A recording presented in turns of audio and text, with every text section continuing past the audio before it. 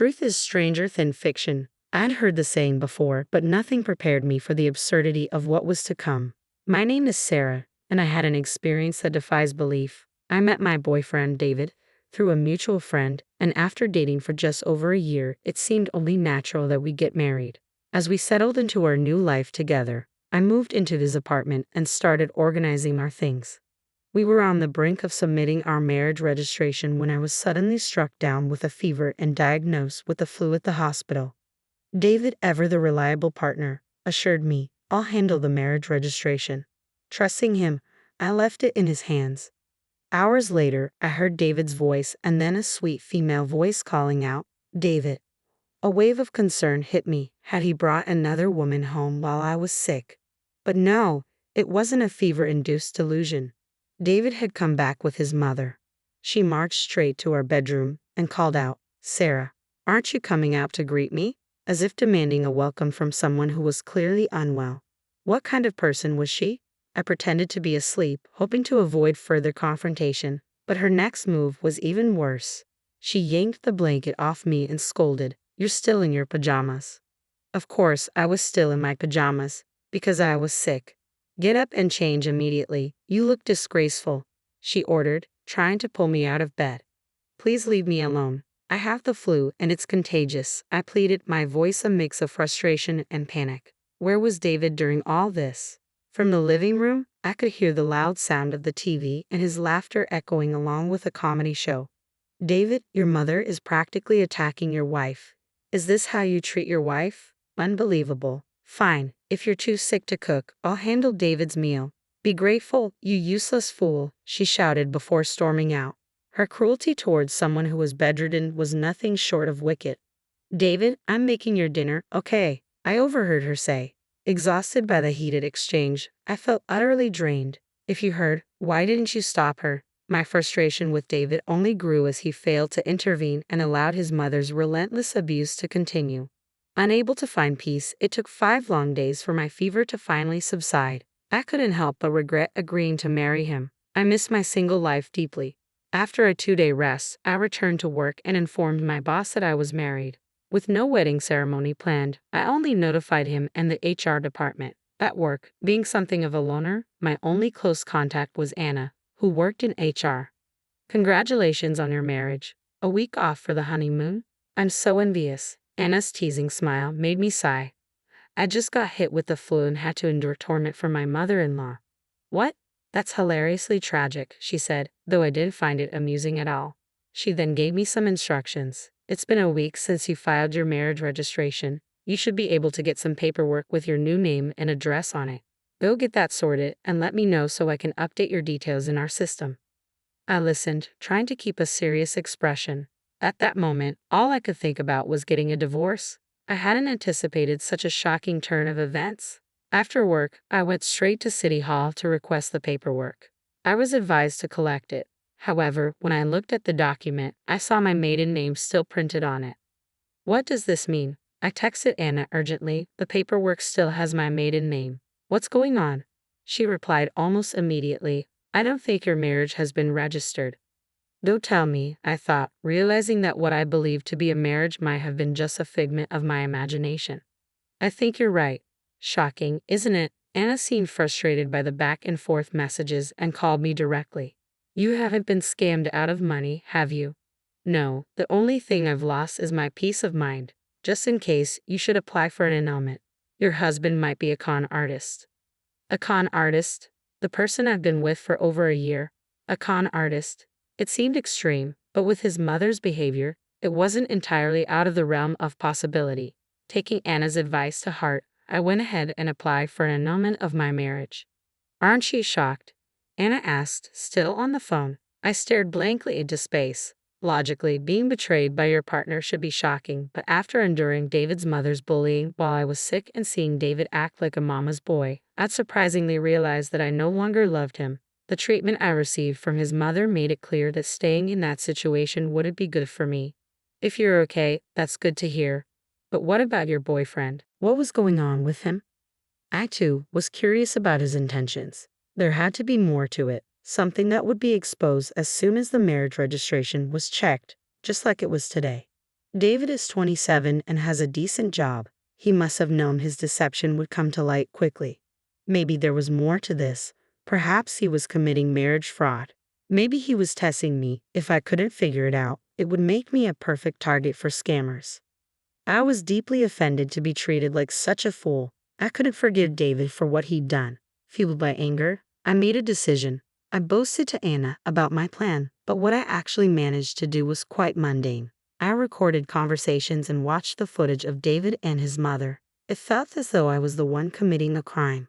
After about 3 days of this, all I had captured was more of his mother's bullying and the usual conversations between the mama's boy and his mother. My interest waned, and I grew bored with the lack of solid evidence. Being a detective wasn't as easy as it seemed. Little did I know, an unexpected turn of events was about to unfold later that very day. At dinner, as I choked down his mother's bland beef stew and endured her usual verbal attacks, I must have looked emotionally drained. Seeing my defeated state, his mother smirked with satisfaction and let out a chuckle. "You've seemed unhappy ever since you got married, Sarah. But it's because you're not fulfilling your duties as a wife, so I'm here to teach you. You should be grateful for that." I could barely muster the energy to respond. What kind of answer was that? What a terrible woman David's mother was. It was fortunate, in a way, that she wasn't my mother-in-law. Wait, did she know I wasn't actually married to David? Was she bullying me despite knowing I wasn't her daughter-in-law? "Mom, oops, I let it slip. My bad," she said, fake coughing and casting a sidelong glance at me. "Let me explain. David and I had a plan for our happiness." What? This was an unexpected twist. I had assumed David was acting alone, but it turned out his mother was involved in the deception as well. Did they realize I was investigating? What does she mean by our happiness? Intrigued by this dramatic development, I listened closely. "You seem to be in the dark, so let me clarify. Your marriage registration was never filed. This means you and David are still just strangers." Yes, I knew that. It was my decision to go along with it, though I felt guilty. I did it because Mom instructed me. We wanted to see if you were truly right for David. If you turned out to be unsuitable, he could simply have a child with you and then leave. This way, we wouldn't sully our family records. They wanted a child, not my money. What exactly are you saying? The reason we didn't file your marriage registration was that we were testing you to determine if you'd make a good wife. What was that? Could any novel have such a dull plot? All my efforts over the past 3 days had amounted to nothing. Feeling defeated, I headed to our bedroom, where I had already packed my bags in case I needed to make a quick escape if my eavesdropping was discovered. As I gathered my things, David rushed over in a panic. "I never meant to hurt your feelings." "It's okay. Goodbye," I said, avoiding his gaze. What more could I say? Was I really involved with a con artist? It felt like something out of a fiction movie. When I unexpectedly returned home, my parents were stunned. As I recounted the events, they were left speechless, their mouths hanging open. Given the late hour, they told me to get some rest, treating me with an unusual degree of concern. The next day was Sunday, and I spent the night letting off steam at a nearby pub with Anna and a few other friends. By the following morning, I was over it, though I had no idea what awaited me. That Monday night, the doorbell rang at my parents' house, and my father's angry voice boomed through the house. "Get out." I rushed downstairs to find David standing at the entrance with his mother looming behind him. "Sarah, you need to listen to me," David pleaded, pushing past my father. "Why should I? Everything was fine when we were dating, wasn't it?" "Just hear me out," David began. Apparently, word had spread about how he treated me, thanks to a mutual friend. His coworkers, who were also friends of mine, had given him cold stares at work. When he pressed for an explanation, a colleague had confronted him with, "So, you committed blatant marriage fraud?" Now that I thought about it, one of David's coworkers had been at our all-night venting session. David seemed to believe that if he could win my forgiveness, he could also repair his damaged relationships with his colleagues. "I never meant to deceive you. I was planning to file our marriage registration in secret later on." "Really? You thought I wouldn't find out?" "You're not that clueless, are you?" I went to get some legal documents and found out immediately that David's claims were true. He genuinely didn't know about the registration issue. I felt foolish for suspecting something more sinister. As I stood there, stunned, his mother stormed in. "You knew about this and still stayed with David for a few days."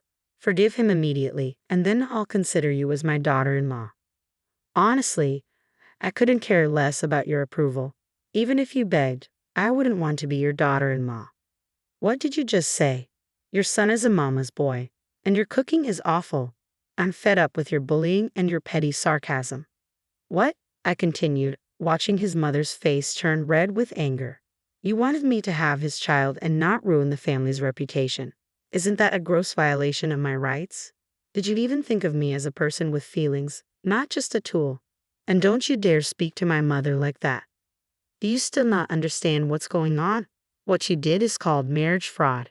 I didn't do anything wrong. You wasted my precious time. Time is valuable, you fool. I nearly grabbed David by the collar, but my father stepped in. Sarah, that's enough. The neighbors are watching. I looked around to see that we had attracted quite a crowd, with neighbors clapping and cheering, "Go Sarah." Meanwhile, those who knew David and his mother were whispering and spreading rumors. I glared at the now pale David and his mother and threatened them.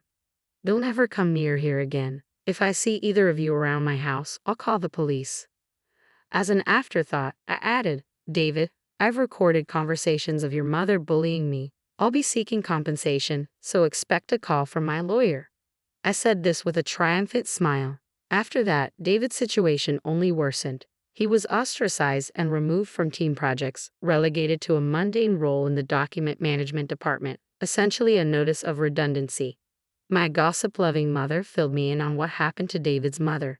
During our confrontation at my parents' house, someone she knew was present, and soon they became infamous in the neighborhood as the Foster mother and son. They now lived a constrained life, constantly trying to avoid being seen. It was all a consequence of their own foolishness. I couldn't help but feel a sense of satisfaction at how things turned out for David and his mother.